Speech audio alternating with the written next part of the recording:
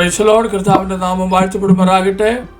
ഈ Joyce T V എന്ന YouTube ചാനലിലൂടെ ഞങ്ങളെ ശ്രദ്ധിക്കുന്ന എല്ലാവർക്കും യേശു ക്രിസ്തുവിൻ്റെ തന്നെ നാമത്തിൽ സ്നേഹവും വന്ദനവും അറിയിക്കട്ടെ. Praise lord. ഈ ചാനലിലൂടെ കടന്നു വരുന്നതായ അനുഭവ സാക്ഷ്യങ്ങൾ കേൾവിക്കാരാകുന്ന നിങ്ങളുടെ ജീവിതത്തിൽ അത് അനുഗ്രഹവും ആശ്വാസത്തിനും കാരണമായി തീരുന്നുവെന്ന് നിങ്ങളുടെ പ്രതികരണങ്ങളിലൂടെയും നിങ്ങളുടെ കോൾസിലൂടെയും ഞങ്ങൾക്ക് മനസ്സിലാക്കാൻ കഴിയുന്നതിൽ കർത്താവിനെ മഹത്വപ്പെടുത്തുകയും വാഴ്ത്തുകയും ചെയ്യുന്നു. Praise lord. കർത്താവ് നമ്മെല്ലാവരെയും സഹായിക്കട്ടെ. ഇന്ന് പകലിൽ നമ്മളോട് ചേർന്ന് ആയിരിക്കുന്ന കർത്താവിൻ്റെ ദാസനെ ഓർത്ത ദൈവത്തെ സ്തുതിക്കുന്നു. Pastor Rajesh from Thiruvalla. യേശു ക്രിസ്തുവിന്റെ ധന്യനാമത്തിൽ ഈ യൂട്യൂബ് ചാനലിലേക്ക് സ്വാഗതം ചെയ്യുന്നു. എന്തൊക്കെയുണ്ടോ വിശേഷങ്ങൾ? നല്ല വിശേഷം മാസ്റ്റർ. ദൈവകൃപയാൽ സന്തോഷമായിരിക്കുന്നു. സമാധാനമായിരിക്കുന്നല്ലോ. ഓക്കെ. പാസ്റ്ററെ കുറിച്ചൊരു രണ്ട് വാക്കിലൊന്ന് പരിചയപ്പെടുത്തിയാട്ടെ. ദൈവനാമം മഹത്വപ്പെടുമാറാകട്ടെ. അനുഗ്രഹിക്കപ്പെട്ട ഈ നല്ല നിമിഷത്തിനായി ദൈവത്തിന് സ്തോത്രം ചെയ്യുന്നു. വിശേഷ ജോയ്സ് ടി വിയോടൊപ്പം കർത്താവ് ജീവിതത്തിൽ ചെയ്ത അത്ഭുത വിടുതലുകളെ സാക്ഷിക്കുവാൻ ദൈവം ഒരുക്കിയ ഈ വലിയ കൃപയോർത്ത് ദൈവത്തിന് സ്തോത്രം ചെയ്യുന്നു. അതോടൊപ്പം ജോയ്സ് ടി വിയിലെ എല്ലാ ബഹുമാന്യരായ പ്രിയപ്പെട്ടവർക്കും വിശേഷ പാസ്റ്റർക്കും അമ്മാമ്മയ്ക്കും എൻ്റെ സ്നേഹവന്ദനം അറിയിക്കുന്നു. ദൈവം സഹായിക്കും അനുഗ്രഹിക്കുകയും ചെയ്യട്ടെ. കർത്താവിന്റെ ദാസന്റെ അനുഭവ സാക്ഷ്യങ്ങളിലേക്ക് കടന്നു പോകുന്നതിന് മുമ്പ് ഒരു വാക്ക് ദൈവസന്നിധിയിൽ പ്രാർത്ഥിക്കാം. ഇതിനായി ഞങ്ങളുടെ ദൈവമേ, സ്വർഗീയ പിതാവേ, നല്ല സമയത്തിന് സ്തോത്രം. കർത്താവിന്റെ പ്രിയപ്പെട്ട ദാസനെ ഞങ്ങൾക്ക് ലഭിച്ചതിനായിട്ട് കർത്താവിനെ വാഴ്ത്തുന്നു. പ്രിയപ്പെട്ടവന്റെ അനുഭവങ്ങൾ കഴിവുകളായി ഞങ്ങൾക്ക് ഓരോരുത്തർക്കും ആശ്വാസത്തിനും അനുഗ്രഹത്തിനും കാരണമാക്കി തീർക്കണമേ. കർത്താവിനോട് അടുക്കുവാൻ കാരണമായി തീരണമേ. അങ്ങയുടെ നാമം ഈ ചാനലിലൂടെ മഹത്വപ്പെടുവാൻ ഇടയായി തീരുന്നട്ടെ. യേശു കർത്താവിന്റെ നാമത്തിൽ ചോദിക്കുന്നു, ദയ തോന്നി കേൾക്കുമാറാകണമേ. കർത്താവിന്റെ ദാസനെ തുടർന്നുള്ള സമയങ്ങള് ജീവിതാനുഭവങ്ങൾ പ്രേക്ഷകരുടെ ആത്മീക വർധനവിന് വേണ്ടി ഷെയർ ചെയ്യാം. ദൈവനാമം മഹത്വപ്പെടുമാറാകട്ടെ. ഒരിക്കൽ കൂടെ ജോയ്സ് ടി വിയിലെ പ്രിയ പാസ്റ്ററോടുള്ള സ്നേഹാദരപൂർവ്വമുള്ള നന്ദിയെ അറിയിക്കുന്നു. അതോടൊപ്പം കർത്താവ് ജീവിതത്തിൽ ചെയ്ത അത്ഭുത വിടുതലിന്റെ സാക്ഷ്യം ശ്രമിക്കുന്ന മീഡിയയിലെ എല്ലാ പ്രിയപ്പെട്ടവർക്കും നന്ദിയും വന്ദനവും. അതോടൊപ്പം ഈ സാക്ഷ്യം ജീവിതത്തിൽ എല്ലാവർക്കും അനുഗ്രഹവും വിടുതലും സൗഖ്യവും ആശ്വാസവും ആയിത്തീരട്ടെ എന്ന് ആത്മാർത്ഥമായി പ്രാർത്ഥിക്കുന്നു. Praise the Lord. ദൈവനാമം മഹത്വപ്പെടുമാറാകട്ടെ. എൻ്റെ പേര് ഞാൻ പറഞ്ഞതുപോലെ രാജേഷ് എന്നാണ്. എൻ്റെ സ്വദേശം ട്രിവാൻഡ്രത്ത് കാട്ടാക്കടയിലാണ്. പക്ഷേങ്കിൽ ഇപ്പോൾ ഞങ്ങൾ ഏകദേശം ഒരു 12-13 വർഷങ്ങൾക്ക് ഇപ്പുറമായി തിരുവല്ലയുടെ ഭാഗത്ത് വള്ളംകുളം എന്ന പ്രദേശത്താണ് ഞങ്ങൾ കുടുംബമായി താമസിക്കുന്നത്. എൻ്റെ വൈഫിൻ്റെ പേര് ഷൈനി എന്നാണ്. 2 പെൺകുഞ്ഞുങ്ങളുണ്ട്. മൂത്ത മോള് എസ്തർ, ഇപ്പോൾ എഞ്ചിനീയറിംഗ് വിദ്യാർത്ഥിയാണ്. ഇളയ മോൾ ശേബ, അവൾ ഡിഗ്രിക്ക് പഠിക്കുന്നു. അതോടൊപ്പം ഇപ്പോൾ ഞങ്ങളുടെ ഭവനത്തിൽ ഭാര്യയുടെ പ്രിയ പിതാവ് മാതാവ് ഞങ്ങളോടൊപ്പമാണ്. എൻ്റെ പിതാവ് മാതാവ് ട്രിവാൻഡ്രത്താണ്. എനിക്കൊരു സഹോദരനുണ്ട്. അങ്ങനെ ഞങ്ങൾ ഒരു കൃപയാൽ ദൈവസ്നേഹത്തിൽ ഒന്നിച്ച് ഉള്ളൊരു കുടുംബമായി കർത്താവിനെ ആരാധിച്ചു പോകുന്നു. ഇന്ന് പകൽക്കാലം ഞാൻ ഈ മീഡിയയിൽ യേശു ചെയ്ത അത്ഭുതകരമായ വിടുതലിൻ്റെ സാക്ഷ്യമായി കടന്നു വരുന്നത് കർത്താവിനെ ഒരിക്കലും നമുക്ക് പിന്തിരിഞ്ഞ് ഒരു സ്റ്റെപ്പ് പോലും മുൻപോട്ട് വയ്ക്കാൻ കഴിയാത്ത ഒരു ജീവിത സിറ്റുവേഷനിലാണ് ഇന്ന് നാം ലോകത്തിൽ ജീവിക്കുന്നത്. എന്നാൽ ഞാൻ ഈ ലോകപ്രകാരം ജീവിച്ചു പോയ ഒരു വ്യക്തിയിൽ പെട്ട ഒരാൾ തന്നെയാണ് എൻ്റെ ബാല്യകാലത്ത്. അങ്ങനെ ഇരിക്കുമ്പോൾ ഞങ്ങൾ റോമൻ കത്തോലിക്ക പള്ളിയിലാണ് എൻ്റെ ബാല്യകാലത്ത് ഞാൻ പൊയ്ക്കൊണ്ടിരുന്നത്. എന്നാൽ അങ്ങനെ ലോകപ്രകാരമുള്ള ഒരു ജീവിത യാത്രയുടെ മധ്യേ ആർക്കും വിടിവിക്കാൻ കഴിയാത്ത നിലയിലുള്ള ഒരു വലിയ വീഴ്ച എൻ്റെ ജീവിതത്തിൽ സംഭവിച്ചു. എൻ്റെ നട്ടല് പൊട്ടി ഇരു കാലുകളും ശക്തി നഷ്ടപ്പെട്ട് ജീവിക്കത്തില്ല എന്ന് പറഞ്ഞ് ട്രിവാൻഡ്രം മെഡിക്കൽ കോളേജ് ഹോസ്പിറ്റൽ കൈവിടപ്പെട്ടപ്പോൾ അന്ന് ലോകപ്രകാരമുള്ള ജീവിതത്തിൽ കൂടെ നിന്ന കൂട്ടുകാരും നാട്ടുകാരും സ്വന്തക്കാർക്കും എന്നെ വിടുവിക്കാൻ കഴിയാതിരുന്നപ്പോൾ യേശു എന്നെ വിടുവിച്ചു എന്നുള്ളതാണ് എൻ്റെ സാക്ഷ്യത്തിൻ്റെ പ്രധാന ഭാഗമെന്ന് പറയുന്നത്. മനുഷ്യരിൽ ആശ്രയിക്കുന്നതിനേക്കാൾ, പ്രഭുക്കന്മാരിൽ ആശ്രയിക്കുന്നതിനേക്കാൾ യഹോവയായ ദൈവത്തിൽ ആശ്രയിക്കുന്ന നല്ലതെന്ന് അനുഭവത്തിലൂടെ ഭക്തൻ പറഞ്ഞതുപോലെ എൻ്റെയും ജീവിതത്തിൽ അനുഭവത്തിലൂടെ മറ്റ് എല്ലാ ആശ്രയങ്ങൾക്കുപരി യേശുവിലുള്ള ആശ്രയമാണ് വലുത്, നല്ലത്, നിത്യമായത് എന്ന് എൻ്റെ ജീവിതത്തിൽ എനിക്കത് അനുഭവിക്കുവാൻ, മനസ്സിലാക്കുവാൻ ഏറെ സഹായിച്ച ഒരനുഭവമാണ് എൻ്റെ ജീവിതത്തിൽ യേശു ചെയ്തത്. ഞാൻ എൻ്റെ ബാല്യകാല അനുഭവങ്ങൾ തന്നെ ഞാൻ പ്രാരംഭത്തിൽ പറയാൻ ആഗ്രഹിക്കുന്നു. ഞങ്ങൾ ഒരു ഭവനത്തിൽ എൻ്റെ പിതാവിനും മാതാവിനും ഞാനും ഒരു സഹോദരൻ സജു എന്നാണ് അദ്ദേഹത്തിൻ്റെ പേര്. ബ്രദർ ഇപ്പോൾ ഞങ്ങളോടൊപ്പം തിരുവല്ലയിലുണ്ട്. ഞങ്ങളിവിടെ ദൈവത്തെ ആരാധിച്ചു പോരുന്നു. ഞാൻ ഒരു പഠനം കഴിഞ്ഞ് പഠന കാലഘട്ടങ്ങളിലൊക്കെ റോമൻ കത്തോലിക്ക പള്ളിയിൽ പോകുന്നു എങ്കിലും അവിടെ സ്നാനം എടുത്തു, ശിശുസ്നാനമേറ്റു, കുമ്പസരിച്ചു, കുർബാന എടുത്തു. തുടർന്ന് 4 പള്ളികളിൽ അവിടുത്തെ അച്ഛനോട് ചേർന്ന് ആ ഇടവകയിൽ ഈ അൾത്താരയിൽ ശുശ്രൂഷിക്കുവാൻ കൂടെ എനിക്ക് അന്ന് ആ പള്ളികളിൽ ഒരവസരം കൂടെ അവിടെ ലഭിക്കുകയുണ്ടായി. അങ്ങനെയായിരുന്നു ആ സമയത്ത് പോയിക്കൊണ്ടിരുന്നത്. എന്നാൽ അങ്ങനെ പോകുമ്പോൾ തന്നെ ലോകത്തിൻ്റെ എല്ലാ പ്രവർത്തനങ്ങളിലും പങ്കാളിയും കൂടെയായിരുന്നു. സ്കൂൾ പഠനത്തിൽ കൂട്ടുകാരോടൊപ്പം ചേർന്നൊക്കെയുള്ള പ്രവർത്തനങ്ങൾ, അന്ന് അല്പമായിട്ടൊക്കെ ഗായിക അഭ്യാസം പഠിക്കാൻ ഒരു അവസരം ലഭിച്ചു. അതോടുകൂടെ BJP ശാഖയിൽ, ഞങ്ങളുടെ വീട്ടിനരികിൽ ഒരു ശാഖയുണ്ട്, ആ ശാഖയിലും കിട്ടുന്ന സമയത്ത് പോകുമായിരുന്നു. അവരോടൊപ്പം പ്രവർത്തിച്ച് അതിനോടൊപ്പം പങ്കാളികളാകുമായിരുന്നു. അങ്ങനെ മുൻപോട്ട് പോകുമ്പോൾ കുടുംബത്തിൽ പപ്പയും അമ്മയും സഹോദരനും ഞാനും 4 പേരാണ്. ഞങ്ങളുടെ ഭവനത്തിൽ ഒരു സമാധാനമില്ല, സന്തോഷമില്ല. സാമ്പത്തികമായിട്ട് വളരെ പ്രശ്നങ്ങളാണ്, തകർച്ചയാണ്.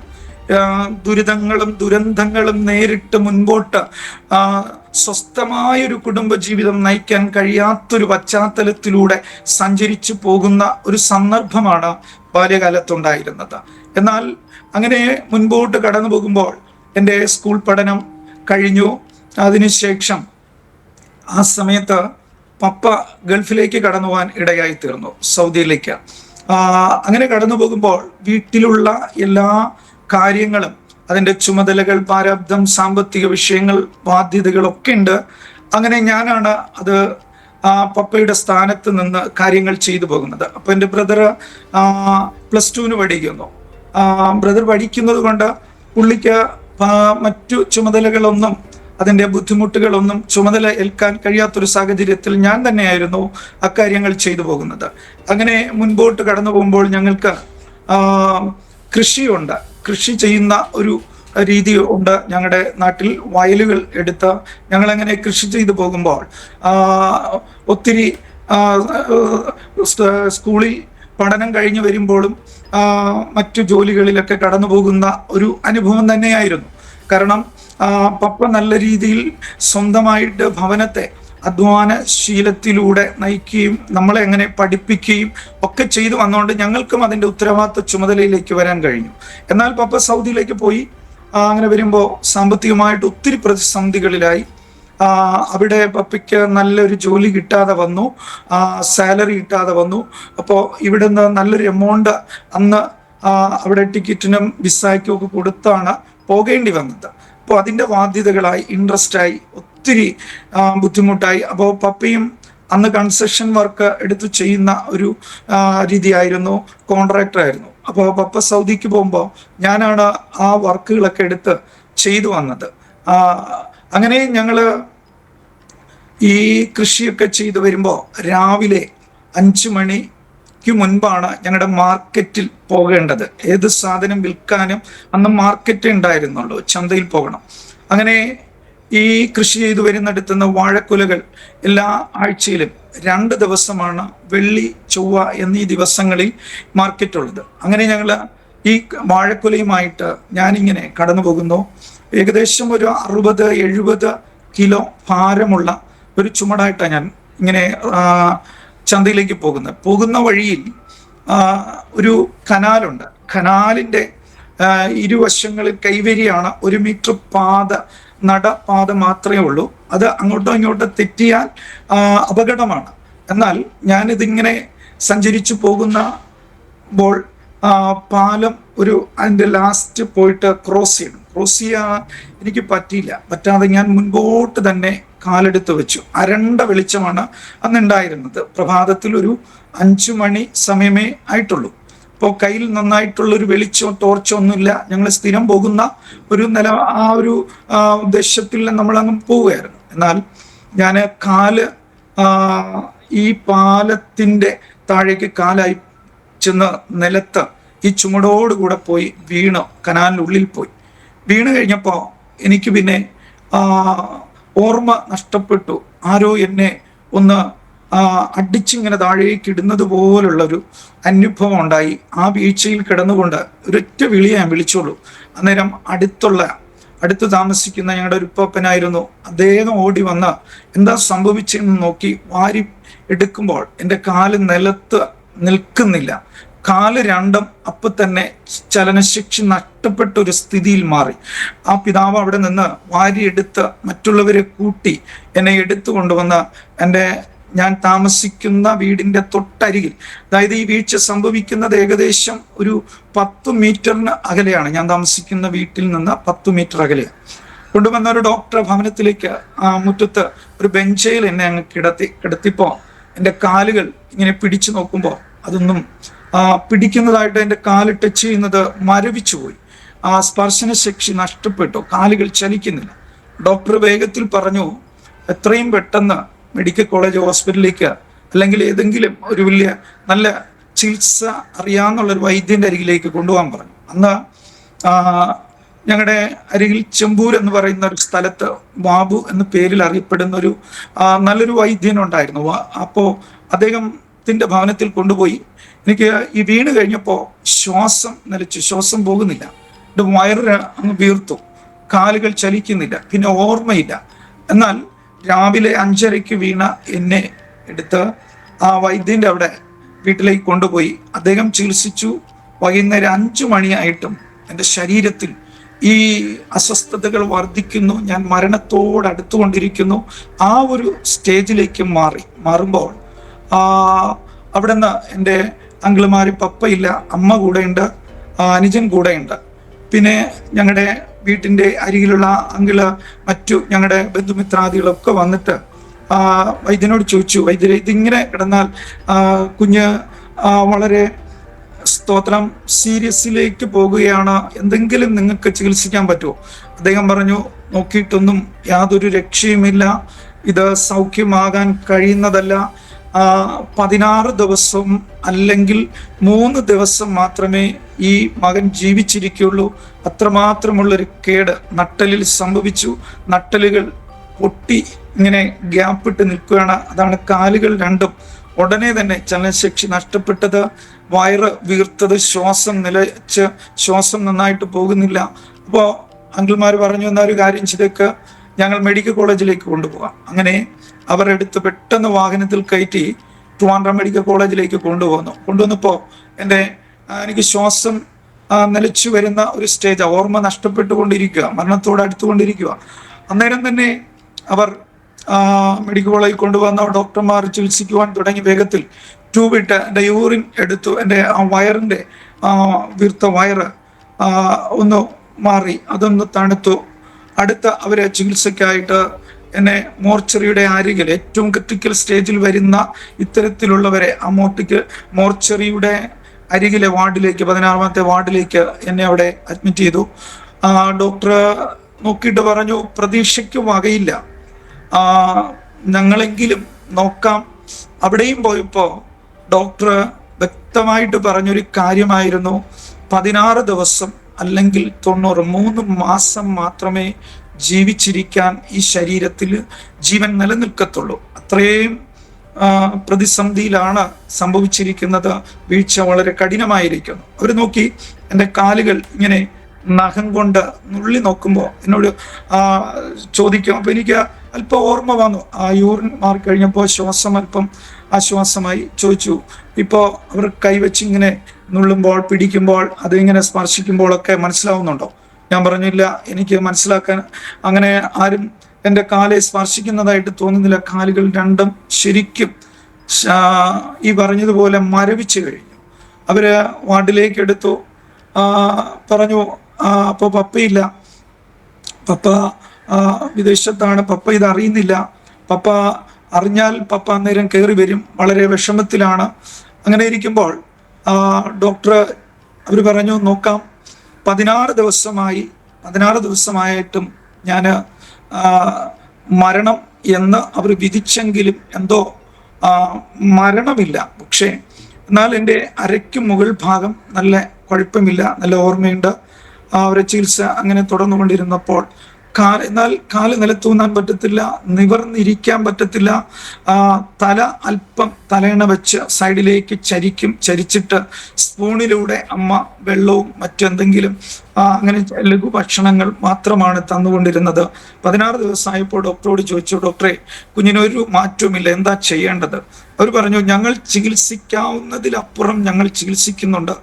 ഇനി ദൈവമല്ലാതെ ഈ കുഞ്ഞിന് ഒരു വിടുതൽ ലഭിപ്പാൻ വേറൊരു മാർഗമില്ല. മെഡിക്കൽ സയൻസിൽ ഇനി ഒരു ചികിത്സയില്ല എന്ന് പറഞ്ഞു. അവിടെയും ഞങ്ങൾ വളരെ കണ്ണുനീരോടെ ഭാരത്തോടെ ആയിരുന്നു. അങ്ങനെ ഞങ്ങളുടെ അങ്കിൾമാർ, എൻ്റെ ഒരു റിലേഷനിലുള്ള ഡോക്ടർ, അദ്ദേഹം വന്നു. ഡോക്ടറുമായിട്ട് സംസാരിച്ചപ്പോൾ കാര്യങ്ങൾ ഡോക്ടർ തുറന്നു പറഞ്ഞു, നിങ്ങൾ ഭവനത്തിലേക്ക് കൊണ്ടുപോകുക, വേറെ ഓപ്ഷൻ ഒന്നുമില്ല, കാണേണ്ടവരെ കാണിക്കുക, ആഗ്രഹങ്ങൾ എന്താണോ അത് പറയുന്നതനുസരിച്ചിട്ട് ചെയ്തു കൊടുക്കുക.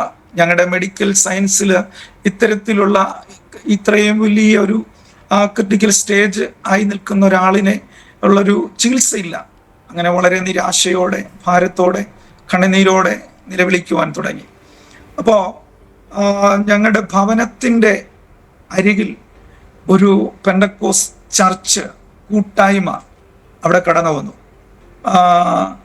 അപ്പോൾ ഭവനത്തിലേക്ക് 16 ദിവസം കഴിയുമ്പോൾ ഡിസ്ചാർജ് ആകും എന്ന് പറയും വരെ, ചികിത്സ ഇല്ലെന്ന് പറയും വരെ ദൈവത്തെ അന്വേഷിക്കാൻ തുടങ്ങിയില്ല. എന്നാൽ ചികിത്സയില്ല, ലോകം കൈവിടപ്പെട്ടപ്പോൾ ഞാൻ എൻ്റെ കണ്ണ് പർവ്വതങ്ങളിലേക്ക് ഉയർത്തും. എനിക്ക് സഹായം എവിടെ നിന്ന് വരും? എൻ്റെ സഹായം ആകാശത്തെയും ഭൂമിയെയും ഉണ്ടാക്കിയ യഹോവെങ്കിൽ നിന്ന് വരുന്നു എന്ന് ഭക്തൻ പറഞ്ഞതുപോലെ ഞങ്ങൾ ദൈവത്തിലേക്ക് ഞങ്ങളുടെ കണ്ണുകൾ ഉയർത്തി. അപ്പോൾ ഞാൻ കടന്നു പോയിക്കൊണ്ടിരുന്ന ചർച്ച് പള്ളിയിലെ അച്ഛന്മാരോ വിശ്വാസികളോ ഭാരവാഹികളോ ആരും വന്നില്ല. പക്ഷേ എങ്കിൽ ഞങ്ങളുടെ ഭവനത്തിൻ്റെ അരികിൽ ഒരു കൂട്ടായ്മ നടന്നു. ഞാൻ ഈ വീഴുന്നതിൻ്റെ തൊട്ടു മുൻപിലായിട്ട് കൂട്ടായ്മ തുടങ്ങി. അപ്പോൾ ഈ കൂട്ടായ്മ അവിടെ വരുമ്പോൾ അതിനെതിരായിട്ട് നന്നായി പ്രവർത്തിച്ച ഒരാളാണ് ഞാൻ. കാരണം 1, നാമധേയ പള്ളിയുടെ സ്പിരിറ്റ്, 2, ശാഖയിൽ പ്രവർത്തിക്കുന്നു, 3, ലോകത്തിൻ്റെ വഴിയിലൂടെ ഞാൻ സഞ്ചരിച്ചു പോകുന്നു. ഞാൻ ഈ പറഞ്ഞതുപോലെ ഭവനത്തിലെ മൂത്ത മകൻ എന്ന നിലയ്ക്ക് ദേശത്തിൽ അല്പം ആരോഗ്യവും മറ്റും എല്ലാ പ്രവർത്തനങ്ങൾക്കും ചുറുചുറുക്കോടെ നിൽക്കുന്നത് കൊണ്ട് അഹങ്കാരത്തോടെ ദൈവത്തെ നിഷേധിച്ച് ജീവിച്ച കാലഘട്ടത്തിലാണ് ചർച്ച അവിടെ വരുന്നത്. അതിനെതിരെ ഞാൻ വ്യക്തമായി ശക്തമായി എതിർത്തതിൽ ഒരാളാണ് ഞാൻ. ഇവിടെ കൂട്ടായ്മ വരാൻ പാടില്ല എന്നൊക്കെ പറഞ്ഞ് പെന്തക്കോസ്തുകാരെ വളരെ പച്ചയായി ആക്ഷേപിച്ച് വിമർശിച്ച് ഒക്കെ അങ്ങനെ കടന്നുപോയ ഒരു സമയത്താണ് ഈ വീഴ്ചയും സംഭവിക്കുന്നത്. എന്നാൽ അവിടെ പെന്തക്കോസ് കൂട്ടായ്മ കടന്നു വരാനുണ്ടായ തുടക്കം എന്ന് പറയുന്നത് എൻ്റെ വലിയമ്മച്ചി, പപ്പയുടെ അമ്മ വലിയമ്മച്ചി വാർദ്ധക്യ സഹജമായിരിക്കുമ്പോൾ ഒരു വലിയ കഠിന രോഗം ബാധിച്ചു. അങ്ങനെ അവർ ശ്വാസം നിലച്ചു, ശവപ്പെട്ടി വീട്ടിൽ മേടിച്ചു. അന്ന് ഞങ്ങളുടെ വീട്ടിൽ ഇലക്ട്രിക്കൽ വൈദ്യുതി ഒന്നുമില്ല. ഞങ്ങളുടെ തൊട്ടടുത്തുള്ള ഒരു ഭവനത്തിൽ നിന്ന് ലൈറ്റ്, രാത്രിയിൽ ലൈറ്റ് വൈദ്യുതി എടുത്തു, ശവപ്പെട്ടി മേടിച്ചു, ഇത്തരത്തിൽ എല്ലാവരെയും അറിയിച്ചു. അമ്മച്ചിയുടെ അന്നെനിക്ക് ഒരു 18 വയസ്സേ ഉള്ളൂ. അപ്പോൾ അറിയിക്കേണ്ട എല്ലാവരെയും, അമ്മച്ചിയുടെ മറ്റു മക്കളെ എല്ലാവരെയും ഒക്കെ അറിയിച്ചു. അവരെല്ലാം കാൽക്കലിരുന്ന് കരയാൻ തുടങ്ങി. എല്ലാവരും അങ്ങനെ ഒരു മരണ വീട് ആയി പ്രഖ്യാപിച്ചു. ശവപ്പെട്ടി വന്നു, കുഴിയെടുക്കേണ്ടവരെത്തി നിൽക്കുമ്പോൾ ഈ ചർച്ച് അവിടെ വരാനുണ്ടായത് ആദ്യം ഞങ്ങളുടെ ദേശത്ത്, കാട്ടാക്കട കാനക്കോട് പ്രദേശത്ത്. ഇന്നും ആ ചർച്ച് വളരെ അനുഗ്രഹമായി നിലനിൽക്കുന്നു, പ്രവർത്തിക്കുന്ന ഒരു വലിയ ആത്മാക്കളുടെ കൂട്ടം അവിടെ കടന്നു വന്ന് ദൈവത്തെ ആരാധിക്കുന്നു. അത് ഓർത്ത് ദൈവത്തിന് സ്തോത്രം ചെയ്യുന്നു. അവിടെ ഇപ്പൊ ശുശ്രൂഷിക്കുന്നത് പാസ്റ്റർ സാബു എന്നൊരു ദൈവദാസനാണ്, നെയ്യാറ്റിങ്കര ഭാഗത്ത് നിന്ന്. അപ്പോൾ ഈ അമ്മച്ചിയുടെ മരണത്തെ എല്ലാവരും ഇങ്ങനെ മുഖാമുഖമായി കണ്ട് കാര്യങ്ങളെല്ലാം ക്രമീകരിച്ചു കൊണ്ടിരിക്കുമ്പോൾ എൻ്റെ ഒരു ഉപ്പാപ്പൻ്റെ മക്കൾ 2 പേർ, പെൺകുഞ്ഞുങ്ങൾ, അവർക്ക് 2 പേർക്ക് ആസ്മ വന്നു. ലോകത്തിലുള്ള സകല ഡോക്ടർമാരെയും കണ്ടു, ചികിത്സിച്ചു. അവരെല്ലാം എഴുതി തള്ളുന്നത് ഈ കുഞ്ഞുങ്ങൾക്ക് ഈ രോഗം മാറത്തുമില്ല, അവർക്ക് ഒരു വിവാഹ ജീവിതത്തിലേക്ക് പ്രവേശിക്കാനും പറ്റത്തില്ല. ഇങ്ങനെ ഇരുന്നപ്പോൾ പാപ്പനും വളരെ വിഷമത്തിലായി. അവരുടെ ദേശത്ത്, അതായത് വാവോട് എന്ന് പറയുന്ന ഒരു സ്ഥലം, പേരേക്കുണം വാവോട് എന്ന് പറയുന്ന സ്ഥലത്ത്, അവിടെ പാസ്റ്റർ റോബിൻ എന്ന് പറയുന്ന അദ്ദേഹത്തിൻ്റെ അമ്മച്ചിയുടെ കെയർ ഓഫിൽ ഒരു കൂട്ടായ്മ തുടങ്ങി. അന്ന് ഈ നെയ്യാറ്റിങ്കര സൈഡിൽ നിന്ന് മെന്റൽ ഹോസ്പിറ്റലിൽ നിന്ന് വിടുന്ന ചില മെന്റലായിട്ടുള്ള ഭ്രാന്തന്മാരെ അവിടെ കൊണ്ടുവന്ന ചങ്ങലക്കിട്ട് ഈ ദൈവദാസന്റെ, റോവിൻ എന്ന ദൈവദാസന്റെ മാതാവും ഇവർ അവിടെ കൂട്ടമായി പ്രാർത്ഥിച്ച് അനേകം ഭ്രാന്തന്മാർ സൗഖ്യമാകുന്നു. ഇത് കേട്ടിട്ട് ഉപ്പാപ്പന്റെ കുഞ്ഞുങ്ങളുടെ ഈ ആസ്മയ്ക്ക് മാറാൻ വേണ്ടി പോയി പ്രാർത്ഥിച്ചു. കർത്താവ് കൃപയാൽ സൗഖ്യം കൊടുത്തു. അവർ ഇന്ന് കുടുംബജീവിതത്തിൽ നന്നായി ജീവിക്കുന്നു. അനുഗ്രഹിക്കപ്പെട്ട തലമുറകളുണ്ട്, അവരുടെയും തലമുറകളായി. ആ നിലയിൽ ദൈവം അവരെ അനുഗ്രഹിക്കും. അങ്ങനെ വന്നപ്പോൾ ദേശത്തിൽ ദൈവത്തിന്റെ പ്രവൃത്തി വെളിപ്പെടാൻ തുടങ്ങി. ലഗ്യോനെ പോലെ അനേകരെ കൊണ്ട് ചങ്ങലക്കിട്ട് പ്രാർത്ഥിക്കുന്നു. അവരെല്ലാം പാസ്റ്റർമാരാകുന്നു, അവരെല്ലാം സൗഖ്യത്തോടെ പോകുന്നു. യേശുവിനെ അറിഞ്ഞ് അവരെല്ലാം നല്ല സുവിശേഷകരായി ഇന്നും ജീവിക്കുന്നു. ആമേൻ. അങ്ങനെ ഇരിക്കുമ്പോഴാണ് അപ്പാപ്പൻ അവിടെ പോയി പ്രാർത്ഥിച്ചു. കുഞ്ഞുങ്ങൾക്ക് സൗഖ്യം വന്നു, അവര് രക്ഷിക്കപ്പെട്ടു, സ്നാനമേറ്റു, സഭയോട് ചേർന്നു. അപ്പോൾ അമ്മച്ചിക്ക് ഇവിടെ ശവപ്പെട്ടിയായി കൊണ്ടുവന്നെല്ലാം ഞങ്ങളുടെ ഭവനത്തിൽ കൊണ്ട് ക്രമീകരിക്കുമ്പോൾ ഉപ്പാപ്പൻ വിളിച്ചു പറഞ്ഞു, വരട്ടെ, അമ്മയുടെ ഈ ശവസംസ്കാരത്തിനുള്ള ക്രമീകരണങ്ങൾ നടത്താൻ വരട്ടെ. ഒരു യേശു ജീവിക്കുന്നു, ഞാൻ ആ യേശുവിനെ അറിഞ്ഞു, ആ യേശു അമ്മയെ സൗഖ്യമാക്കുമെന്ന് ഈ ഉപ്പാപ്പൻ ഫോണിലൂടെ പറഞ്ഞു. ഉപ്പാപ്പൻ അവര് വന്നു. റോബിൻ എന്ന ദൈവദാസൻ, ആ ഉപ്പാപ്പൻ കടന്നുപോയ ചർച്ചിലെ പാസ്റ്റർ, അവരെ കുറിച്ച് സഹോദരന്മാർ ചേർന്ന് വന്നു, അമ്മച്ചിക്ക് പ്രാർത്ഥിച്ചു. അത്ഭുത വിടുതൽ എന്ന് പറഞ്ഞാൽ അവര് കരം വച്ചു പ്രാർത്ഥിച്ചു. സെക്കൻഡുകൾ കഴിഞ്ഞപ്പോ അമ്മച്ചി ശ്വസിക്കുവാൻ തുടങ്ങി. ശ്വാസം തിരിച്ചു കിട്ടി. അമ്മച്ചി കൈക്ക് താങ്ങി നിർത്തിയപ്പോൾ അടുത്തിരിക്കുന്നവരുടെ പേരുകൾ പറഞ്ഞ് അവരുടെ മക്കളെക്കെല്ലാരെയും അവര് പേര് പറഞ്ഞു വിളിക്കാൻ തുടങ്ങി. ആ അമ്മച്ചി തിരിച്ച് ഏകദേശം 20 വർഷത്തോളം പിന്നെയും ജീവിക്കുവാൻ ദൈവം ആയുസ് നീട്ടിക്കൊടുത്തു. അങ്ങനെയാണ് എൻ്റെ ഭവനത്തിന്റെ അരികിൽ, ഇതെൻ്റെ ഭവനത്തിൽ നടക്കുന്ന സംഭവങ്ങളാണ്. എൻ്റെ 18-19 വയസ്സിന് ഇപ്പുറം നടക്കുന്നത്. പക്ഷേ അന്നും ഞങ്ങൾ പൊക്കൊണ്ടിരിക്കുന്നത് റോമൻ കത്തോലിക്ക ചർച്ചിലാണ്. ഈ വിശ്വാസത്തിലേക്ക് വരാൻ വീണ്ടും ഞങ്ങൾ മടി കാണിച്ചു. അങ്ങനെ ഇരിക്കുമ്പോൾ അമ്മച്ചിക്ക് സൗഖ്യം കൊടുത്തു. യേശു ഈ ദേശത്തിൽ ഒരു അത്ഭുത വിടുതൽ ചെയ്യും, ദേശനിവാസികളുടെ ജീവിതത്തിൽ യേശു അത്ഭുതങ്ങൾ ചെയ്യുമെന്ന് പറഞ്ഞ് ഉപ്പാപ്പൻ മുൻകൈയെടുത്ത് അവരുടെ ചർച്ചിലെ പാസ്റ്റർ സഹോദരന്മാർ, സഭ ഒന്നടങ്കം ഞങ്ങളുടെ ദേശത്തിൽ സുവിശേഷീകരണത്തിന് ഭാഗമായി തീർന്നു. അങ്ങനെ ഓരോ ഭവനങ്ങളിൽ കയറി ഇറങ്ങി പ്രാർത്ഥിക്കുവാൻ തുടങ്ങി. പ്രാർത്ഥിക്കുമ്പോൾ അതിലൊരു സഹോദരിക്ക് വിവാഹം കഴിഞ്ഞ് ഒട്ടനവധി വർഷങ്ങളായിട്ട് കുഞ്ഞുങ്ങൾ ലഭിച്ചില്ല. എന്നാൽ ഈ കർത്തൃദാസന്മാർ കയറി പ്രാർത്ഥിച്ചു. 2 തലമുറകളെ ദൈവം കൊടുത്തു. അങ്ങനെ കൊടുക്കുമ്പോൾ അവർക്കുണ്ടായിരുന്ന 5 സെന്റ് സ്ഥലം സഭാ ഹോള് പണിയാൻ അവര് ഫ്രീ ആയിട്ട് കർത്താവിന്റെ നാമത്തിനു വേണ്ടി സമർപ്പിച്ചു.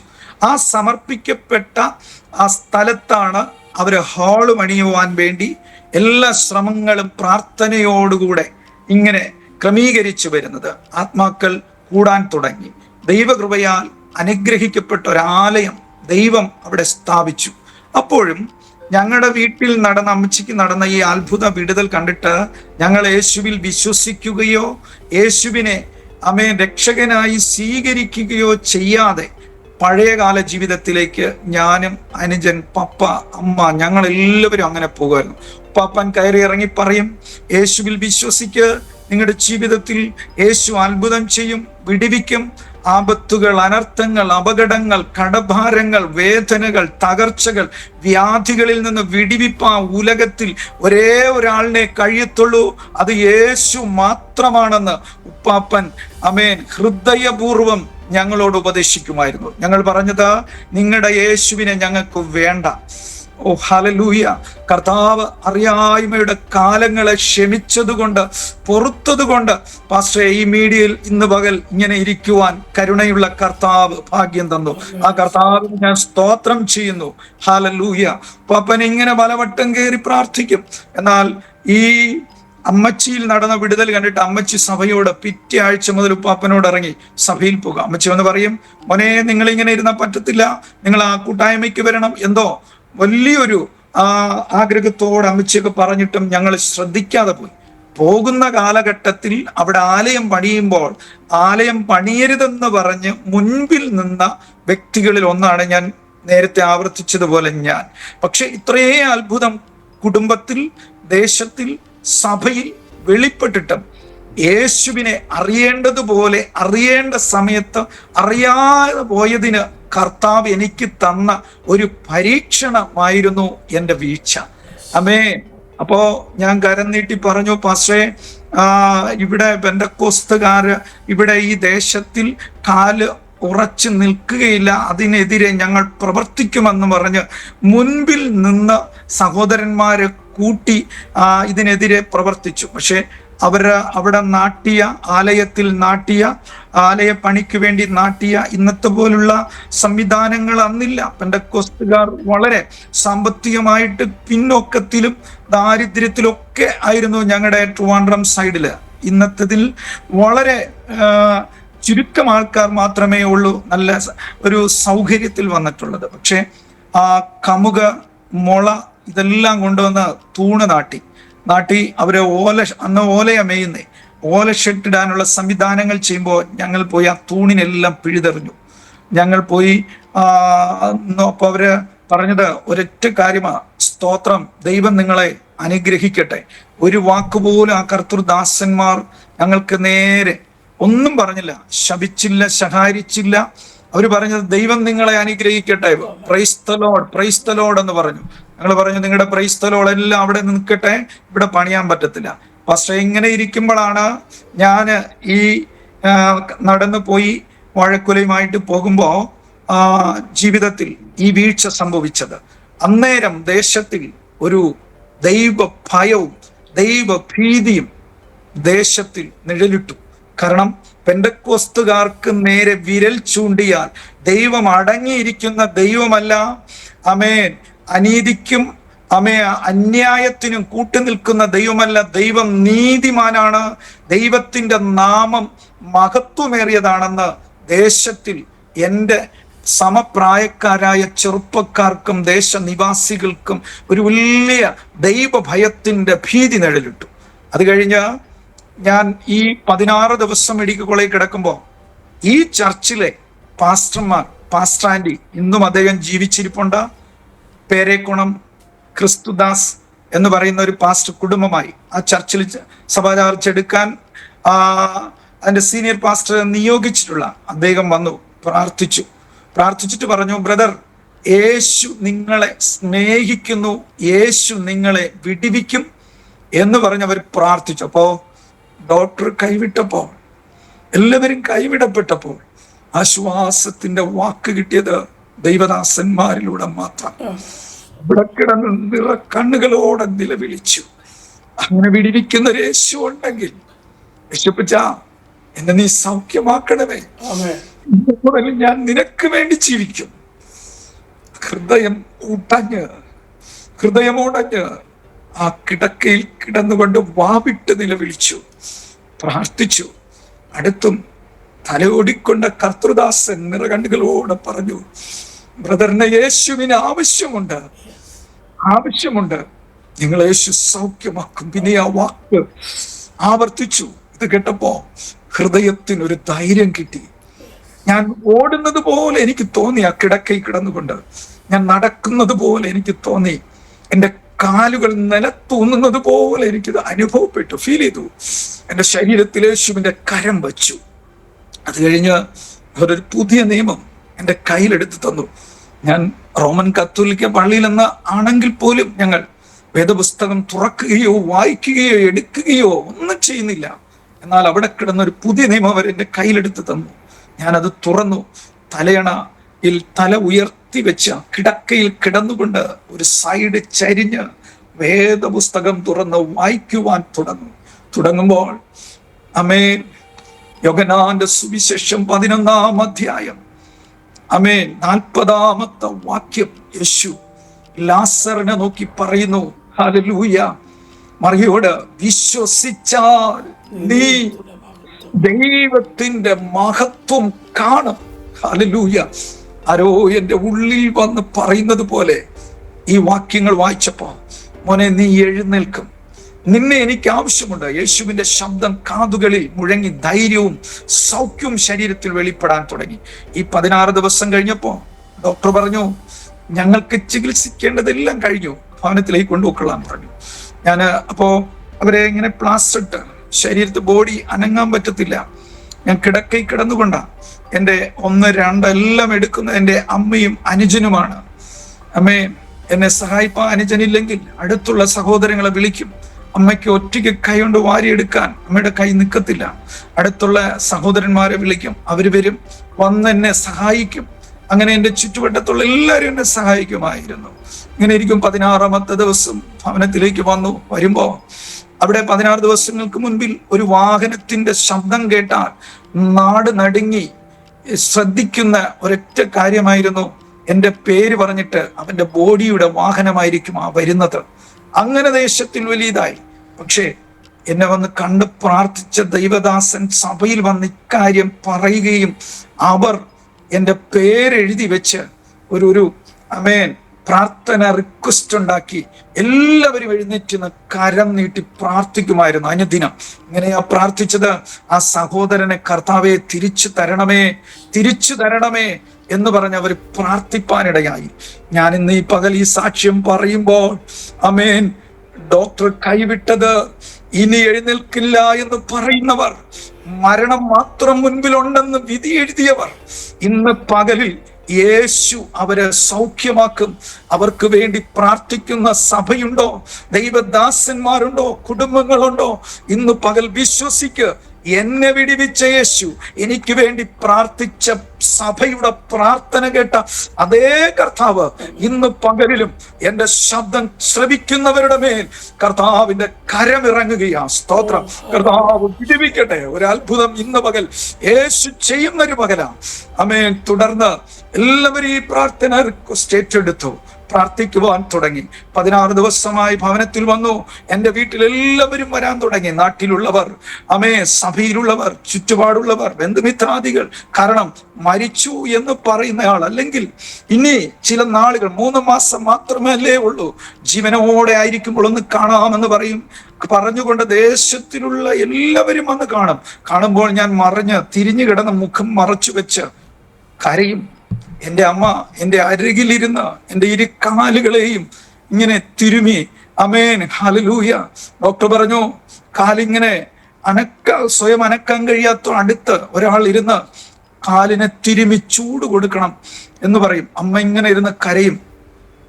ആമേൻ. കരഞ്ഞ് അമ്മയുടെ കണ്ണുനീര് ഒത്തിരി എൻ്റെ ജീവിതത്തിൽ സൗഖ്യമായി. അമ്മ പ്രാർത്ഥിക്കുമ്പോൾ കണ്ണുനീർ വീഴാത്ത സമയമില്ല. ഇത് പറഞ്ഞതുപോലെ എൻ്റെ കിടക്കമേൽ ഞാൻ എൻ്റെ കണ്ണുനീർ കൊണ്ട് നനച്ചു. ഞാൻ ഇങ്ങനെ തിരിഞ്ഞിരുന്ന് കരയും. എല്ലാവരും അത് കണ്ട് കരയും.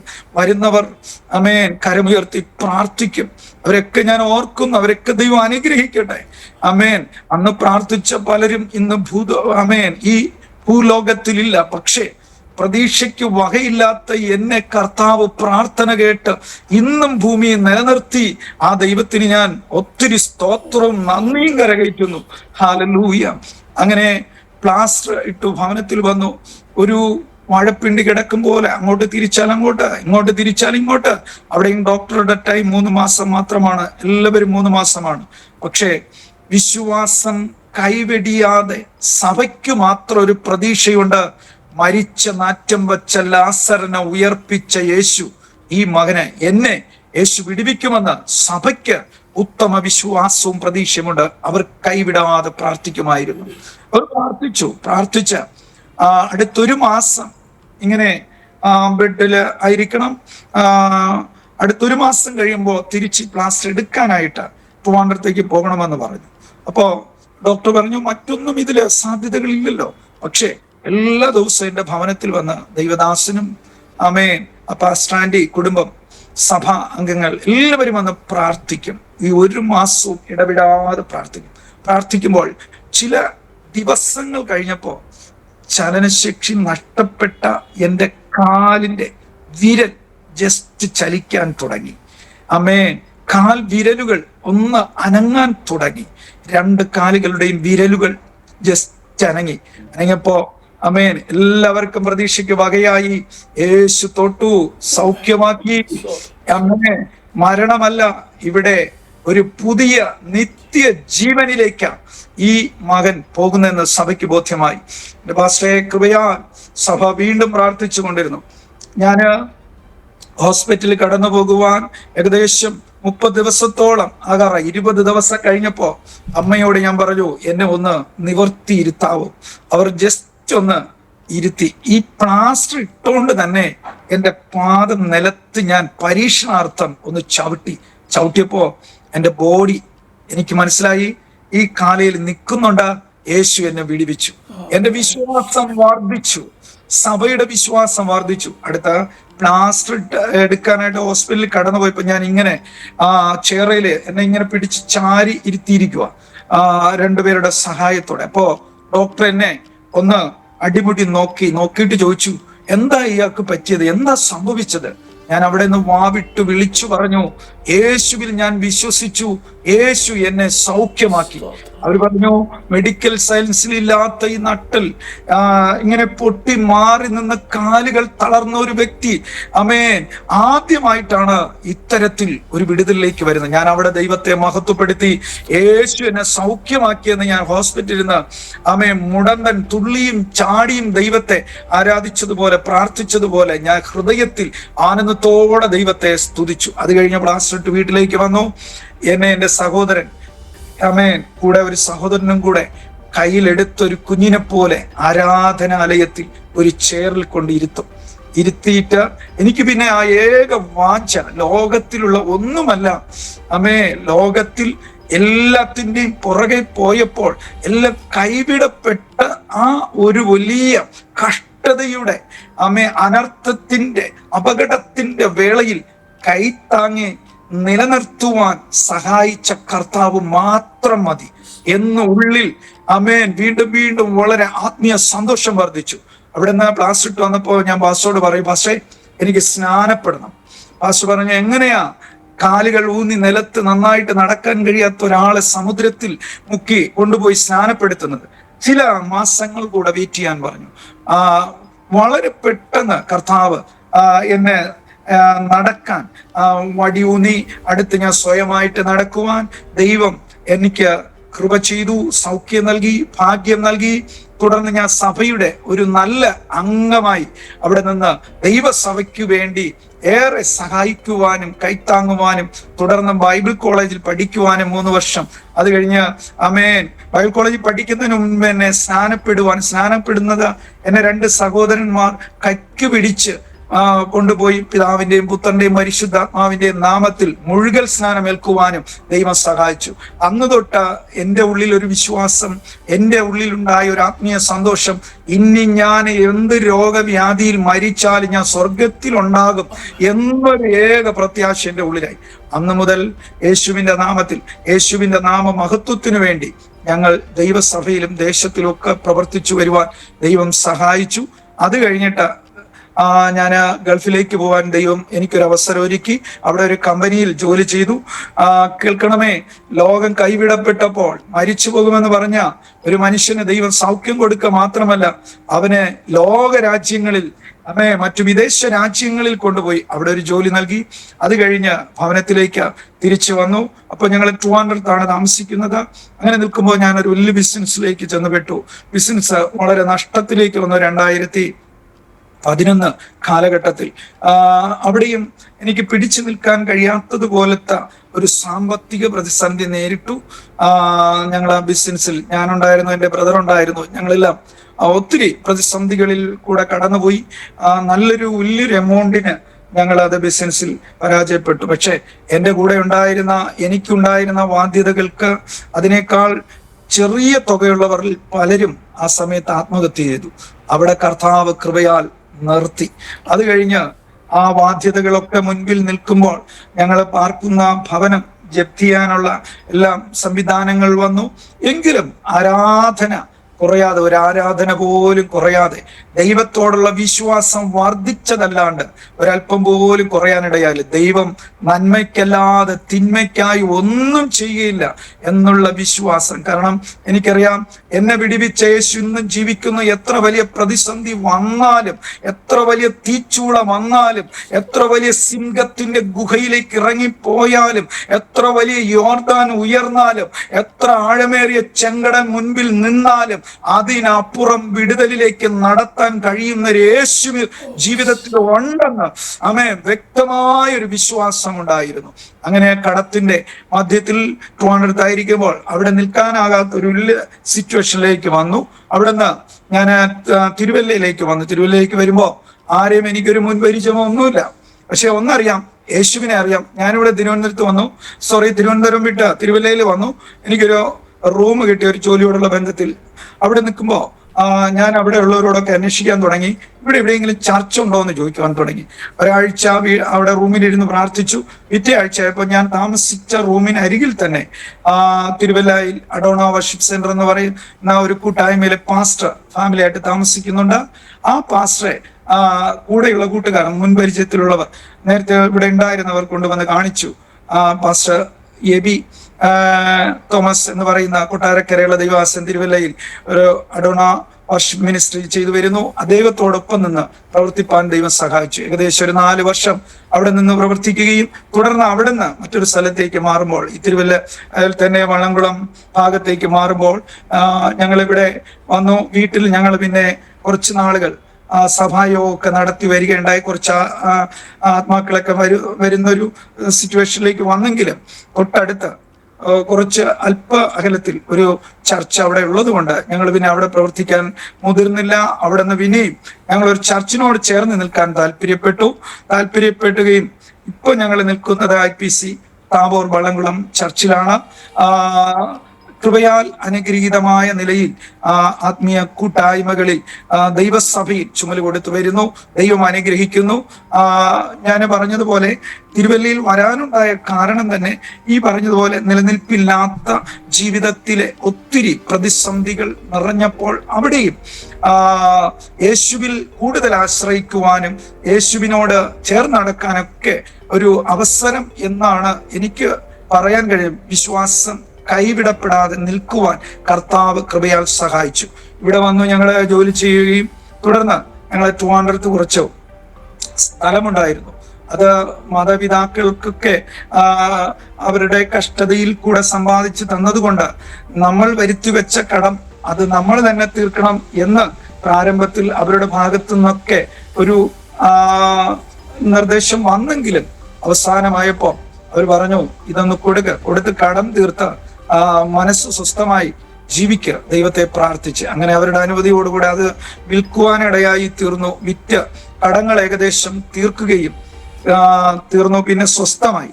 പിന്നെ ഒന്നുമില്ലായ്മയെ സകലത്തെയും വാക്കുകളാൽ വിളിച്ചു വരുത്തിയ സർവശക്തനായ ദൈവം ഈ കഷ്ടതയുടെ നടുവിലും കൈവിടാതെ മാറോട് ചേർത്ത് നിർത്തി. അതിനുള്ള തെളിവ് ഇന്ന് ഞങ്ങൾ കാണുന്ന അനുഭവിക്കുന്ന നന്മകൾ, അനുഗ്രഹങ്ങൾ ഒക്കെ പിശാച് ഒരു ഭാഗത്ത് തകർത്ത് ഒതുക്കാൻ ശ്രമിച്ചപ്പോഴും കർത്താവ് കൈവിടാതെ പരമാർത്ഥ ഹൃദയത്തോടെ ദൈവത്തെ സേവിക്കാനും ഇട നൽകി. ശേഷാൽ ഇയ്യോബിന്റെ ജീവിതത്തിൽ എന്തൊക്കെ സംഭവിച്ചോ അതുപോലൊരു കാലഘട്ടം കടന്നു. പക്ഷേ ഇയ്യോബിനുണ്ടായിരുന്നത് പോലെ എന്ന് പറയാം, എനിക്ക് എൻ്റെ ചെറിയ വിശ്വാസത്തിൽ ദൈവസന്നിധിയിൽ പിറുപിറുപ്പ് കൂടാതെ എന്തൊക്കെ നഷ്ടപ്പെട്ടാലും കർത്താവ് നമ്മോട് കൂടെയുണ്ടെങ്കിൽ നഷ്ടപ്പെട്ടതിൻ്റെ ഇരട്ടി കർത്താവ് തിരികെ തരുമെന്നുള്ള ആത്മവിശ്വാസം എൻ്റെ ഉള്ളിൽ, ഞങ്ങളുടെ വിശ്വാസത്തിൽ ഉണ്ടായിരുന്നു. അത് ഇന്ന് കൃപയാൽ ഈ തിരുവല്ല പട്ടണത്തിൽ വന്നു, ഒന്നുമില്ലാതെ വന്നു. ആമേൻ. കൃപയാൽ ഒരു സ്ഥലം മേടിക്കാൻ ദൈവം അവസരമൊരുക്കി, നല്ലൊരു ഭവനം പണിയുവാൻ ദൈവം അവസരമൊരുക്കി. ഇന്ന് ഞങ്ങളുടെ ദേശത്തിൽ ഞങ്ങളൊരു വിസ്മയമാക്കി കർത്താവ് ഞങ്ങളെ മാറ്റി. കർത്താവിനെ അനുഗ്രഹിച്ചതുപോലെ ഹല്ലേലൂയ, ചുരുങ്ങിയ കാലഘട്ടം കൊണ്ട് ദൈവം ഞങ്ങളെ അനുഗ്രഹിച്ചു. ദൈവം ആർക്കും കടക്കാരനല്ല. ഇന്നെന്റെ സാക്ഷ്യം കേൾക്കുമ്പോൾ ഒത്തിരി പേർ ഒരുപക്ഷെ സാമ്പത്തികമായി ഞെരുങ്ങുന്നവരാകാം. പക്ഷെ യേശു ജീവിതത്തിൽ ഉണ്ടെങ്കിൽ അവനാണ് നമ്മുടെ ഉപനിധി. അന്ത്യത്തോളം കാക്കാൻ അവൻ ശക്തൻ. യേശു ജീവിതത്തിൽ ഉണ്ടെങ്കിൽ നമ്മുടെ ജീവിതത്തിൽ എന്ത് പരാജയം വന്നെന്ന് നമുക്ക് തോന്നിയാലും അത് പരാജയമല്ല. യേശു ഉണ്ടെങ്കിൽ പരമ വിജയമായി മാറ്റും കർത്താവ്. ആമേൻ. അത്തരത്തിൽ ഇന്ന് ഈ തിരുവല്ലയുടെ ദേശത്ത്, ഈ വള്ളംകുളം പ്രദേശത്ത് കൃപയാൽ ദൈവം ഞങ്ങളെ ക്ഷേമത്തോടെ അനുഗ്രഹത്തോടെ സഭയ്ക്ക് നല്ലൊരു സാക്ഷിയായി, ദേശത്തിന് സാക്ഷിയായി പ്രവർത്തിക്കുവാൻ ദൈവം കൃപ നൽകുന്നു. തുടർന്ന് കർത്താവിൻ്റെ വേല മുഴുസമയം ചെയ്യണം എന്നുള്ളതാണ് ഞങ്ങളുടെ ദർശനവും ആഗ്രഹവും. അവസരങ്ങൾ കർത്താവ് അതിനായി ഒരുക്കും. കർത്താവിന്റെ സന്നിധിയിൽ ഈ ദിവസങ്ങളിൽ ഞങ്ങൾ കുടുംബമായി താണിരുന്ന് ദൈവസന്നിധിയിൽ ദൈവത്തിന്റെ നിയോഗങ്ങൾക്ക് വേണ്ടി ഞങ്ങൾ കാത്തിരിക്കുന്നു. ദൈവം അങ്ങനെ എല്ലാ നിലകളിലും വളരെ ധാരാളമായി അനുഗ്രഹിച്ചു. യേശുവിനെ അറിയാതെ പോയ കാലത്ത്, ദൈവസഭയ്ക്ക് വിരുദ്ധമായി നിന്ന കാലഘട്ടത്തിൽ ദൈവം ഒരു പരീക്ഷണത്തിലൂടെ എന്നെ സ്നേഹിച്ചു. അത് ഞങ്ങൾക്ക് അനുഗ്രഹമായി. പിശാച് തകർക്കാൻ നോക്കുമ്പോൾ അവിടെ കർത്താവ് ഇറങ്ങി വന്ന് അമ്മേൻ ഉയർത്തുന്ന ഒരു ദൈവമാണ് യേശു എന്ന് വ്യക്തമായിട്ട് മനസ്സിലാക്കാൻ കഴിഞ്ഞു. അമേൻ. വിശ്വാസം എന്നതോ ആശിക്കുന്നതിന്റെ ഉറപ്പ്, കാണാത്ത കാര്യങ്ങളുടെ നിശ്ചയം. അങ്ങനെ ഞങ്ങളുടെ കണ്ണിൽ കാണാൻ കഴിയാത്തതായ പല പല വിഷയങ്ങളിലൂടെ നാൾ ഇതുവരെ കർത്താവ് അനുഗ്രഹത്തോടെ നടത്തുന്നു. അതിനെ പറയുന്നത് പോലെ ദൈവം തന്നെ സ്നേഹിക്കുന്നവർക്കൊരുക്കുന്നത് ഒരു കണ്ണ് കണ്ടിട്ടില്ല, ഒരു ചെവി കേട്ടിട്ടുമില്ല, ഒരു മനുഷ്യന്റെയും ഹൃദയത്തിൽ തോന്നിയിട്ടുമില്ല. അങ്ങനെ കർത്താവ് വളരെ അനുഗ്രഹത്തോടെ ഞങ്ങളെ നടത്തുന്നു. ആമേൻ. ദേശത്ത് ദൈവസഭയ്ക്ക് വിരുദ്ധമായി വിപരീതമായി എതിർത്ത് നിന്ന എന്നെ ദൈവം രക്ഷിച്ചു, എൻ്റെ കുടുംബത്തെ രക്ഷിച്ചു, എൻ്റെ പിതാവ്, മാതാവ്, സഹോദരൻ, അമേൻ, അടുത്ത ഞങ്ങളുടെ ബന്ധുമിത്രാദികൾ എല്ലാവരും ഈ രക്ഷയിലേക്ക് വരുവാൻ എൻ്റെ ഈ വീഴ്ച മുഖാന്തരം ദൈവം അവസരമൊരുക്കി. യേശു ഇന്നും ജീവിക്കുന്ന ദൈവമെന്ന് അനുഭവത്തിലൂടെ വിളിച്ചു പറയാൻ കഴിയും. പലരും പറയുന്ന തെറ്റിദ്ധാരണകളുണ്ട്. ക്രിസ്തു മാർഗം മതമാണ്. അല്ല, ക്രിസ്തു മാർഗം മതമല്ല, ഇത് രക്ഷാമാർഗമാണ്, ഇത് നിത്യജീവന്റെ മാർഗമാണ്, ഇത് സൗഖ്യത്തിന്റെ മാർഗമാണ്, ഇത് സമാധാനത്തിന്റെ മാർഗമാണ്, ഇത് രക്ഷയുടെ മാർഗമാണ്. അമേ, യേശുവിനെ രക്ഷകനായി സ്വീകരിക്കുന്നതിലുപരി ഈ ലോകത്തിൽ വിലയേറിയത് മറ്റൊന്നുമില്ല. എല്ലാറ്റിനേക്കാളും വിലയേറിയതാ. പൗലോസ് പറയുന്നത് പോലെ ക്രിസ്തു നിമിത്തം സകലതും ഞാൻ ഛേദമെന്നെണ്ണി. അമ്മേ, ലോകത്തിൽ എടുത്തുയർത്താൻ കഴിയുന്ന ഒരു മഹൽ വ്യക്തിയായിരുന്നു പൗലോസ്. പക്ഷേ താൻ പറയുന്നത് ക്രിസ്തു നിമിത്തം സകലതും ഛേദമെന്നെണ്ണി. എന്നാൽ ക്രിസ്തുവിലായ ആകുമ്പോൾ ഒരു മനുഷ്യൻ പുതിയ സൃഷ്ടി എന്ന് തിരുവചനം പറയുന്നത് പോലെ കൃപയാൽ ഈ ദിവസങ്ങളിൽ ഒരു പുതിയ സൃഷ്ടിയായി ദൈവം നൽകുന്ന ദൈവിക സമാധാനത്തിലും അനുഗ്രഹത്തിലും ആത്മീയ സന്തോഷത്തിലും ഓരോ ദിവസവും മുൻപോട്ട് ജീവിതം നയിച്ച് ദൈവ ഇഷ്ടമിന്നതെന്ന് തിരിച്ചറിഞ്ഞ് മുന്നേറുവാൻ ഞങ്ങൾ കർത്താവിൽ കുടുംബമായി ആഗ്രഹിക്കുകയും പ്രാർത്ഥിക്കുകയും ചെയ്യുന്നു. ഇങ്ങനെ ഒരവസരം ഒരുക്കി തന്ന ആമേൻ ബഹുമാന്യ പാസ്റ്ററോടും പാസ്റ്റർ അമ്മാമ്മയോടും അമ്മേ ഈ മീഡിയയിലെ എല്ലാ പ്രവർത്തകരോടുമുള്ള എൻ്റെ ഹൃദയം നിറഞ്ഞ നന്ദിയും വന്ദനവും അമ്മേ എൻ്റെ കുടുംബമായിട്ടുള്ള സ്നേഹവന്ദനത്തെ ഞാൻ ഇത്തരയിൽ അറിയിക്കുന്നു. എൻ്റെ ഈ സാക്ഷ്യം കേൾക്കുന്ന എല്ലാ പ്രിയപ്പെട്ടവർക്കും ജീവിതത്തിൽ ഒരു വലിയ മാറ്റം ഉണ്ടാകട്ടെ. യേശുവിൽ കൂടെയുള്ള ഒരു വിടുതൽ അവരുടെ ജീവിതത്തിൽ വ്യക്തിപരമായി അനുഭവിക്കട്ടെ. ഞാൻ മറ്റൊരു അനുഭവം കൂടെ പറയുന്നു. ക്രൈസ്റ്റ് ബ്ലസ് എന്ന മറ്റൊരു ചാനലിൽ ഈ പ്രകാരം ചുരുക്കം ചില വാക്കുകൾ സാക്ഷി പറഞ്ഞു. അത് കേട്ടതിൽ ചിലർക്ക് എന്നെ വിളിച്ചു. ഒത്തിരി പ്രതിസന്ധികളിലൂടെ രോഗാവസ്ഥയിലൂടെ കടന്നുപോയവരുണ്ടായിരുന്നു. അവർക്കെല്ലാം വിടുതലായി. ഈ സാക്ഷ്യം കേട്ടപ്പോ ഒത്തിരി പേർക്ക് വിടുതലായി എന്ന് എന്നെ വിളിച്ചറിയിച്ചു. മറ്റൊരു സഹോദരൻ ഒരു മുസ്ലിം ബാക്ക്ഗ്രൗണ്ടിൽ നിന്ന് വന്ന ഒരു സഹോദരൻ വിശ്വാസത്തിൽ വന്നിട്ട് അദ്ദേഹത്തിന് മുൻപോട്ട് പോകാൻ കഴിയാതെ വളരെ കഷ്ടത്തിലായിരുന്നു. പക്ഷേ ഈ സാക്ഷ്യം കേട്ട് ആ സമയം തന്നെ എന്നെ വിളിച്ചു. ഇന്ന് അദ്ദേഹം വിശ്വാസത്തിലേക്ക് വീണ്ടും തിരിച്ചു വരിക മാത്രമല്ല, ജീവിതത്തിൽ അസ്തമിച്ചെന്ന് അദ്ദേഹത്തിന് തോന്നിയ ഇടത്ത് ഇന്ന് കൃപയാൽ ദൈവത്തിന്റെ അനുഗ്രഹങ്ങൾ സമാരംഭം കുറിച്ചുകൊണ്ട് കർത്താവിൽ പിന്നെയും ആരാധിക്കുവാനും ദൈവത്തെ സേവിക്കുവാനും ആ സഹോദരനെ ദൈവം ഇടയാക്കി. ആമേൻ. ഈ മീഡിയയിലൂടെയും കേൾക്കുന്ന എല്ലാവർക്കും കർത്താവ് പൂർണ്ണമായ ആശ്വാസവും വിടുതലും അനുഗ്രഹമേകട്ടെ എന്ന് ഞാൻ വീണ്ടും ആമേൻ ആവർത്തിക്കുന്നു. സമയം അനുവദിച്ചെന്ന കർത്തൃദാസനോട് മീഡിയയോട് എല്ലാവരോടും ഒരിക്കൽ കൂടെ ഹൃദയം നിറഞ്ഞ ക്രിസ്തീയ വന്ദനം അറിയിച്ചുകൊണ്ട് എന്റെ വാക്കുകളെ വിരമിക്കുന്നു. ഞങ്ങളെയും ഓർത്ത് പ്രാർത്ഥിക്കണമേ എന്ന് അപേക്ഷിച്ചുകൊണ്ട് വാക്കുകളെ നിർത്തുന്നു. ദൈവം നമ്മെ എല്ലാവരെയും അനുഗ്രഹിക്കുകയും സഹായിക്കുകയും ചെയ്യുമാറാകട്ടെ. എന്തോ ചെറിയ ബിസിനസ് ഇവിടെ ചെയ്യുന്ന ആദ്യം എന്നോട് പറഞ്ഞായിരുന്നല്ലോ. ചെയ്യുന്നത് കൺസ്ട്രക്ഷൻ വർക്കാണ് ഇവിടെ ഇപ്പോ. ഞാൻ ആദ്യം ചെയ്തൊരു ബിസിനസ് റബ്ബർ മേഖലയായിരുന്നു. അതായിരുന്നു അത് നേരത്തെ മുതലേ ഞങ്ങൾ ഈ കൺസ്ട്രക്ഷന്റെ വർക്ക് ചെയ്യുമായിരുന്നു. പപ്പ കോൺട്രാക്ട് ആയതുകൊണ്ട് അതൊക്കെ വിട്ടിട്ടായിരുന്നു അടുത്തൊരു ബിസിനസ്സിലേക്ക് വന്നത്. ആ ബിസിനസ് ആയിരുന്നു തകർന്നിപ്പോ വീണ്ടും ഞങ്ങൾക്ക് മുന്നോട്ട് പോകാൻ പറ്റാത്തൊരു വാതിലടഞ്ഞ ഒരു സിറ്റുവേഷനിലേക്ക് വന്നു. അവിടെ നിന്നാണ് ഞങ്ങൾ തിരുവല്ലയിലേക്ക് വന്ന് ദൈവം പുതുവഴി തുറന്നു ഞങ്ങളെ ഇന്ന് അനുഗ്രഹിച്ചു.